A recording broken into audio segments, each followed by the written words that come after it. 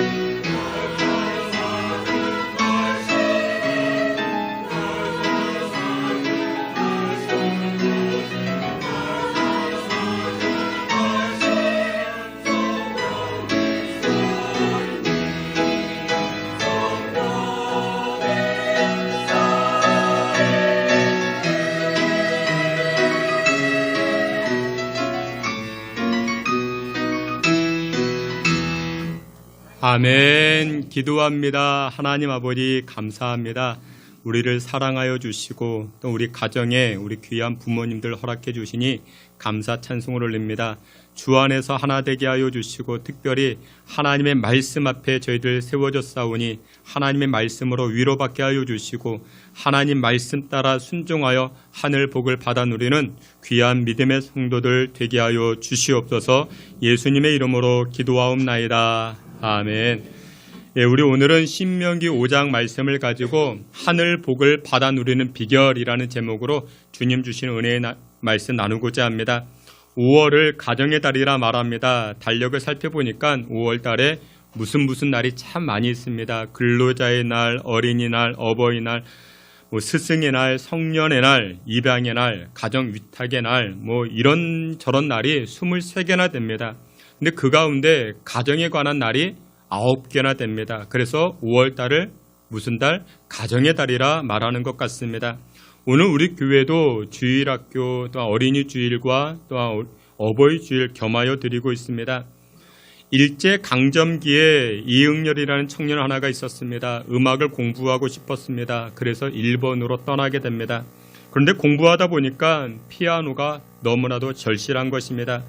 피아노가 있어야 음악 공부 진도가 잘 나갈 수 있는데, 음악 공부를 더 잘할 수 있는데, 그러니까 피아노가 없는 것입니다. 그래서 어렵게 어머니에게 편지 한 통을 보내게 됩니다. 어머니, 음악 공부를 하려고 하는데 피아노가 없어가지고 공부가 잘 안 됩니다.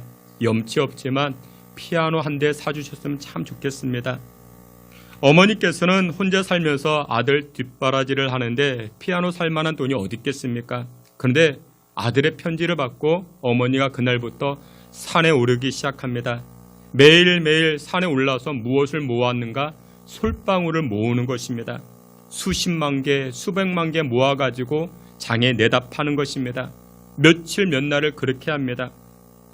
그리고 나서 그때 당시 400원 만들어가지고 일본에 있는 아들에게 보내기 시작합니다. 아들 이응열은 어려운 형편의 피아노를 사주신 이 어머니의 은혜, 어머니의 사랑에 깊이 감동합니다. 그래서 그 피아노를 가지고 공부해서 어머니를 위해서 노래 하나를 만들게 됩니다. 우리가 잘 아는 그 곡 어머니의 마음이라는 노래입니다. 여러분들, 어머니의 마음이란 노래 한국 사람이면 누구나 다 알고 있는 그런 노래 아니겠습니까? 가사는 이와 같습니다.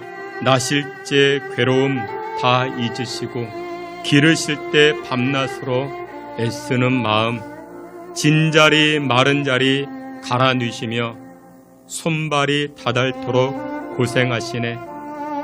하늘 아래 그 무엇이 넓다 하리요 어머니의 희생은 가히 없어라. 근데 우리는 이 곡을 너무나도 잘 알고 있습니다. 근데 하나님께서 우리에게 많은 선물을 주셨는데 그 중에 가장 큰 선물이 무엇이냐? 바로 어머니라는 선물 우리에게 주시지 않았는가 합니다. 세계 역사를 움직인 위대한 사람들이 있습니다. 근데 그 이면에는 무엇이 있는가? 꼭 훌륭한 어머니들이 계셨습니다. 중세 위대한 신학자라고 이야기하는 어거스틴 뒤에는 그의 어머니, 기도의 어머니 모니카가 있었습니다.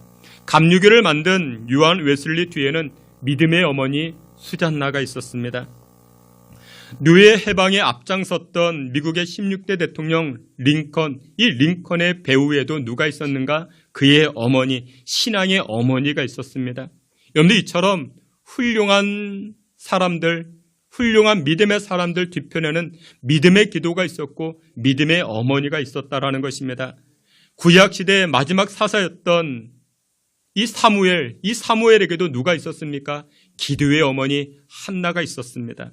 여러분들, 그렇습니다. 기도하는 어머니를 통해서 훌륭한 믿음의 자녀들이 배출되기 시작합니다. 어머니가 신실하게 신앙으로 자녀들을 교육하면 자녀들의 장래가 크게 달라지게 되는 줄 믿으시길 축원합니다.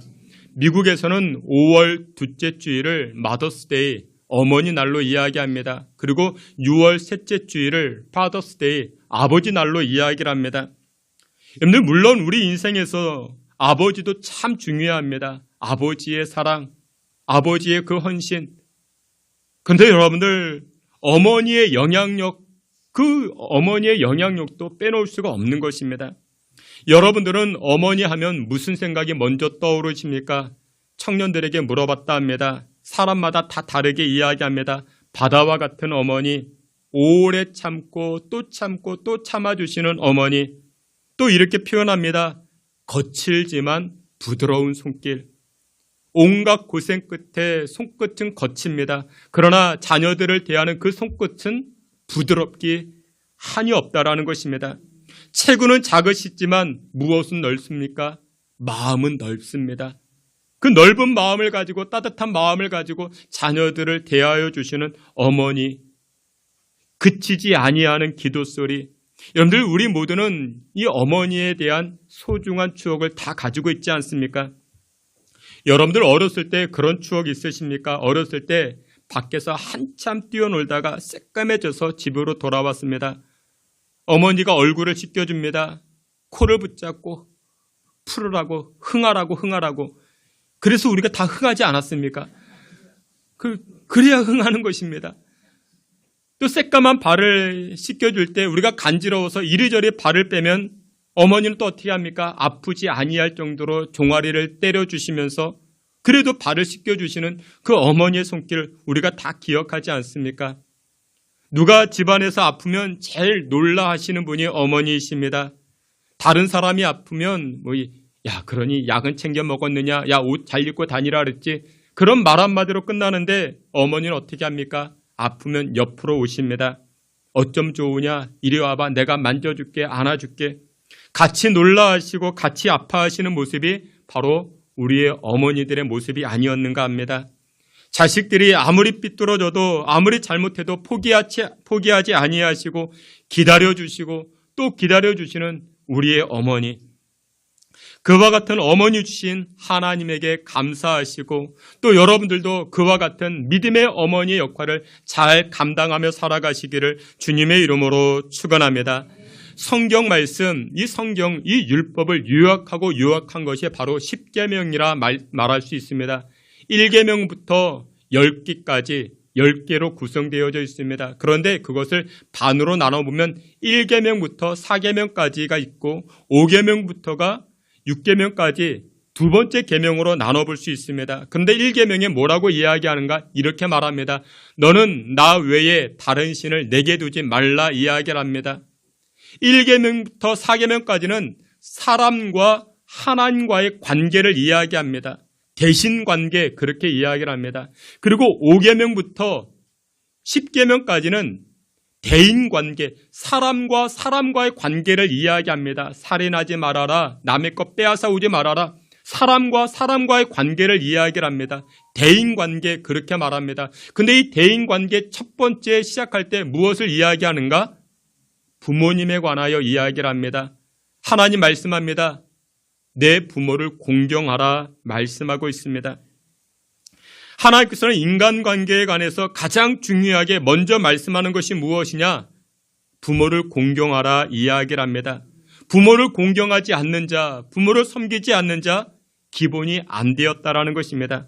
여러분, 신앙의 기본기가 무엇인지 아십니까? 신앙의 기본기는 첫째, 하나님 외에 다른 것을 섬기지 않는 것입니다. 그리고 또 하나가 무엇이냐? 부모님을 공경하는 것, 이것이 바로 신앙의 기본기라 이야기를 합니다. 그러면 왜 우리가 부모님을 공경해야 될까요? 오늘 성경은 두 가지로 말씀합니다.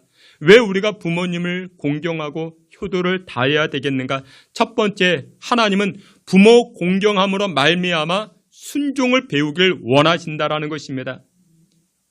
여러분, 사람들이 제일 듣기 싫어하는 말이 무엇이냐? 권위라는 단어입니다. 남에게 간섭받는 것을 사람들은 싫어합니다. 여러분들, 사람은 태어나면서부터 원죄를 가지고 태어나는데 그 원죄 속성 가운데 하나가 무엇이냐? 간섭받기 싫다라는 것입니다. 성경을 보면 사사시대가 있죠. 이 사사시대의 정신이 무엇이냐? 이렇게 말합니다. 앞에 있는 말씀 사사기 17장 6절, 우리 앞에 있는 말씀 함께 봅니다. 그때에 이스라엘의 왕이 없으므로 사람마다 자기 소견에 옳은 대로 행하였더라. 아멘. 사람마다 자기 옳은 대로 행하였다라고 이야기를 합니다. 사사기 21장 25절에도 말합니다. 그때에는 이스라엘의 왕이 없으므로 사람마다 자기 소견에 옳은 대로 행하였다라고 이야기합니다. 그러니까 자기가 옳게 생각되는 것, 자기 마음대로 행하는 것이 우리 안에 다 있다라는 것입니다.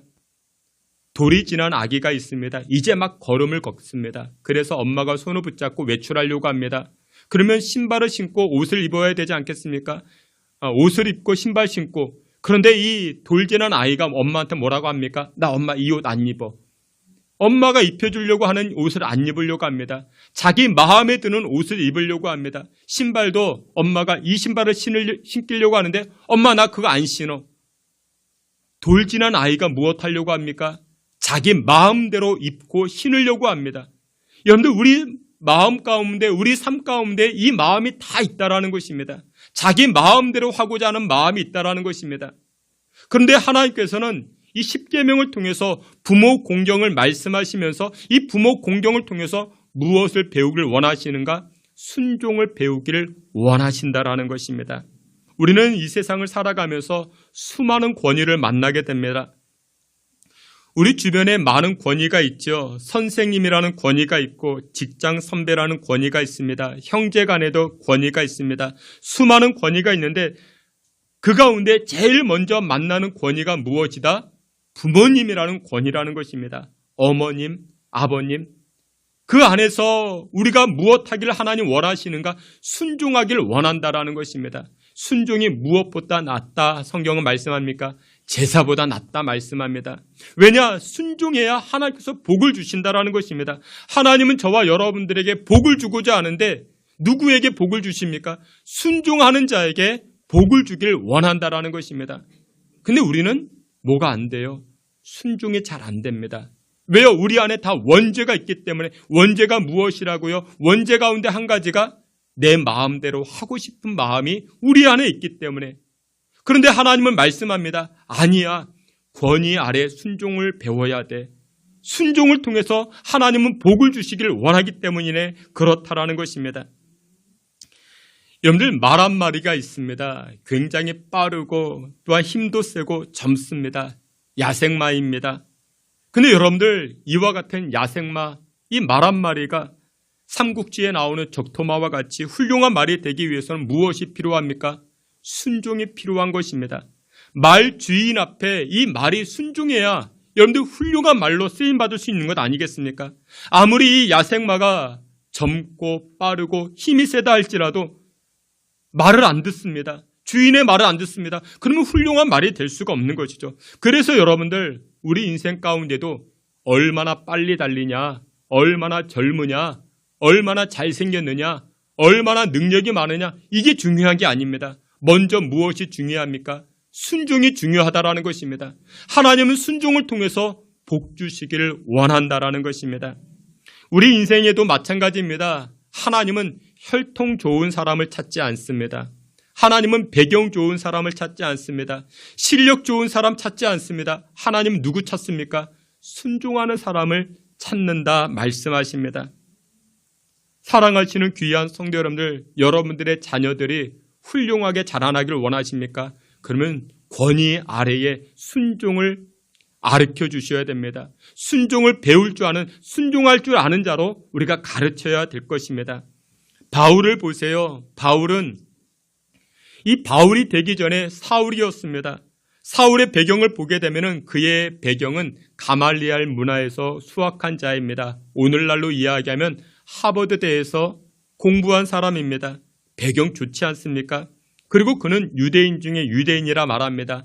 사도행전 22장을 보게 되면 태어나면서부터 로마 시민권자라 이야기를 합니다. 혈통 좋지 않습니까? 그런데 하나님은 그런 사울을 사용하지 아니하십니다. 하나님은 이 사울을 사용하실 때 어떻게 합니까? 사도행전 9장에서 다메섹 회심 사건이었죠. 거기서 부활하신 예수님을 만나게 합니다. 이 예수님을 만나게 하고 거기서 순종을 가르쳐 주십니다. 여러분, 사울은 야생마와 같았습니다. 그런데 순종이 없었습니다. 하나님은, 예수님은 이 바울을 순종을 가르치시고 바울로 사용하시기 시작했다라는 것입니다. 여러분들의 인생 가운데 광야길이 등장했습니까? 왜 내 인생 가운데, 내 삶 가운데 광야가 나타날까?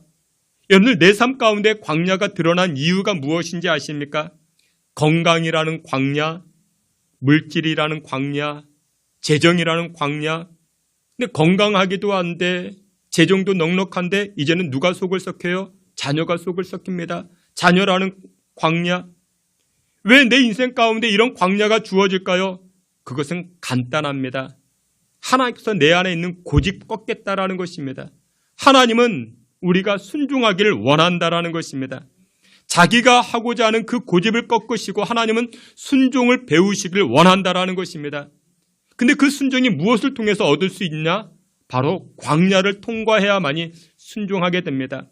우리가 지나보면요, 내 마음대로 안 되는 것이구나, 내 뜻대로 안 되는 것이구나, 우리가 그거 경험하지 않습니까? 그리고 나서 우리가 하나님 앞에 순종하지 아니합니까? 여러분들, 자신의 고집을 내려놓고 순종을 배운 사람들의 입술을 통해서 무엇이 고백되어지는가? 이렇게 고백할 수 있습니다. 주님, 나는 아무것도 아닙니다. 나는 아무것도 할 수 없습니다.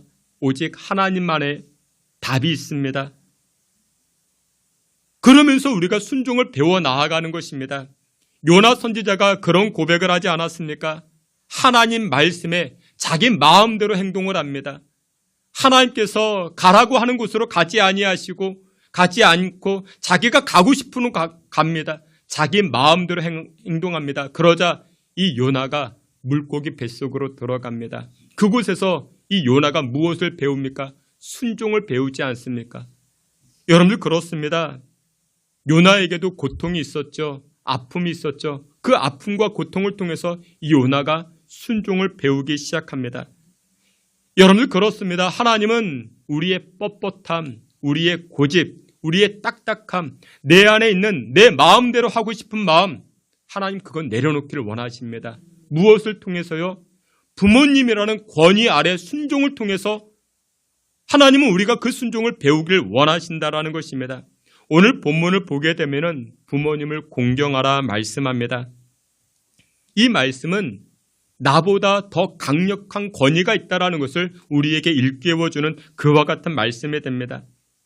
사랑하시는 귀한 성도 여러분들, 5월 가정의 달, 우리 어버이날을 맞이하여 부모님을 공경하실 수 있는 그 권위 앞에 순종할 수 있는 저와 여러분 되시기를 주님의 이름으로 축원합니다. 근데 여러분들 그 순종과 효도와 공경 언제 해야 될까요? 지금 해야 됩니다. 오늘 해야 됩니다.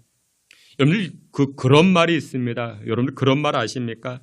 제철 행복이라는 말이 있습니다. 이런 말 들어보셨죠? 제철 과일. 무슨 과일이 제일 맛있어요? 제철 과일이 제일 맛있고 어떤 생선이 제일 맛있습니까? 제철 생선이 제일 맛있죠. 근데 그와 같이 제철 행복이라는 말이 있습니다. 다른 것과 비교가 안 된다 이야기합니다. 요즘 봄이 가득하지 않습니까? 만춘이라고 이야기를 합니다. 오늘 날씨가 얼마나 좋은지 몰라요. 그런데 이 봄에만 느낄 수 있는 행복이 있대요. 가을에만 느낄 수 있는 행복도 있고 여름에만 느낄 수 있는 행복이 있다. 봄에만 느낄 수 있는 행복이 있는 것처럼 제철 행복이 있다. 그러니까 이 봄의 기운이 가기 전에 이 봄의 기운을 만끽하며 누리는 것입니다. 그것을 제철 행복 그렇게 이야기를 합니다. 오늘 봄의 기운을 놓치면 아쉽지 않습니까? 그래서 여러분들 오늘 오후에는 부모님 모시고 가까운 공원이라도 여러분들 멀리 안 가셔도 됩니다. 여기 응봉역 내려만 가도 여러분들 그 공원이 얼마나 좋은지 모릅니다. 여러분들 좋은 데 살고 계십니다. 서울숲만 가도요, 여러분들 얼마나 좋은지 모릅니다. 봄의 기운을 만끽할 수 있습니다. 제철 행복이라고 말합니다. 마찬가지로 부모님께 순종하고 부모님께 공경하고 효도하는 것을 언제 해야 될까요? 지금 해야 됩니다. 오늘 하는 것입니다. 찬송가에도 이런 찬송이 있죠. 은혜 받을 때가 언제다? 이때라 이때라. 지금 은혜 받는 것, 지금 하는 것입니다. 부모님에게 순종하고 부모님의 말씀에 공경하고 효도하는 것 언제요? 지금 하는 것이 제철 행복을 누리듯 우리가 그 기쁨을 누려 나아갈 수가 있다는 것입니다. 사랑하시는 귀한 성도 여러분들, 부모님 공경함으로 말미암아 하늘에 예배되어진 하늘의 복을 받아 누릴 수 있는 저와 여러분 다 되시기를 주님의 이름으로 축원합니다. 마지막 두 번째로 왜 우리가 부모님과 가까운 권위 아래 순종해야 되는가? 하나님은 그 순종을 통해서 하늘 복을 준비하셨고 허락하신다라는 것입니다. 오늘 본문 16절에 이렇게 이야기합니다. 앞에 있는 말씀 신명기 5장 16절 말씀 함께 봅니다. 너는 내 하나님 여호와께서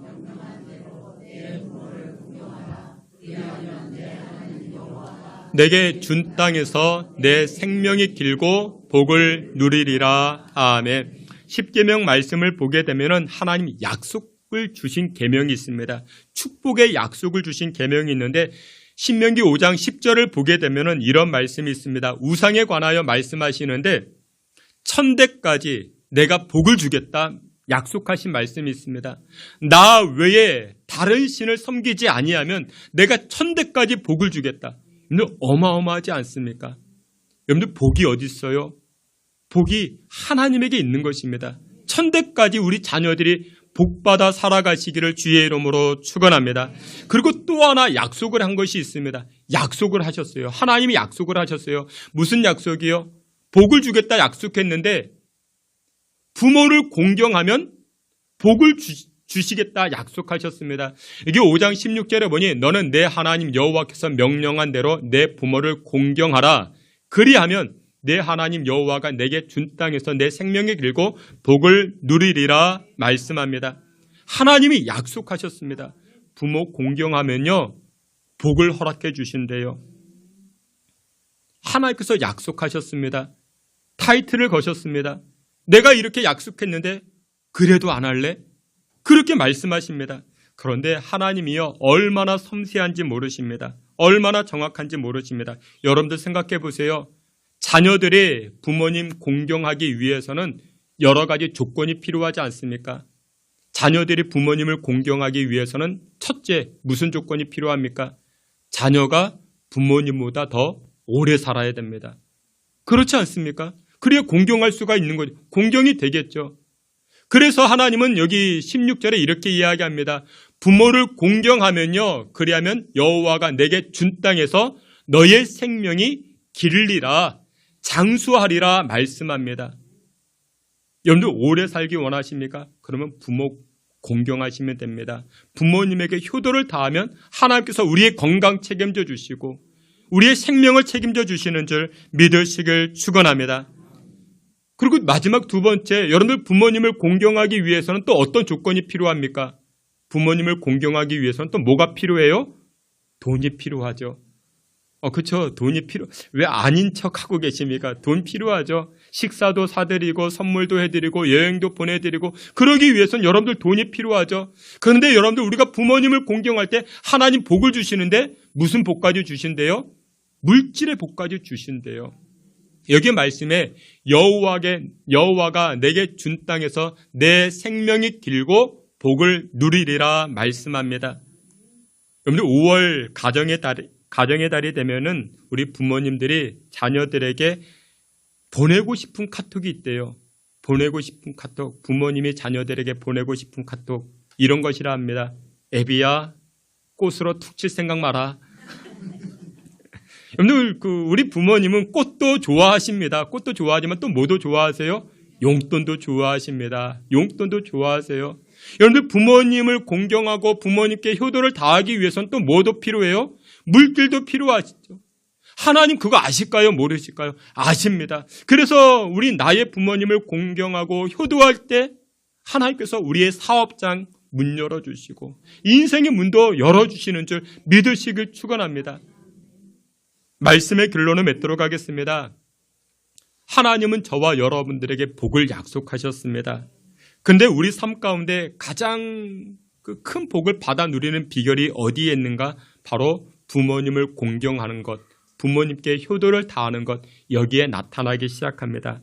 주께서 사랑하시는 귀한 성도 여러분들 모두가 이 가정의 달 부모님을 공경하고 효도를 다함으로 말미암아 하나님께서 예비하신 하늘의 복을 받아 누리실 수 있는 저와 여러분 다 되시기를 주님의 이름으로 축원합니다. 아멘. 하나님 아버지 감사합니다.